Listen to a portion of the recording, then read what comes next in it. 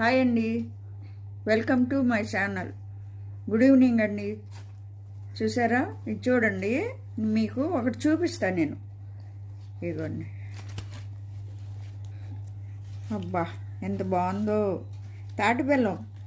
చూసారా ఎంత ఫ్రెష్గా ఉందో.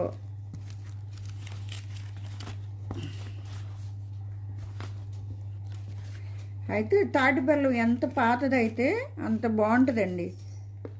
అంటే పాతదంటే 2 సంవత్సరాలు 3 సంవత్సరాలు అయినా బాగుంటుంది. అదే తీసుకోవాలంట మనం, అసలు పాత బెల్లాన్నే వాడాలంట. చూడండి,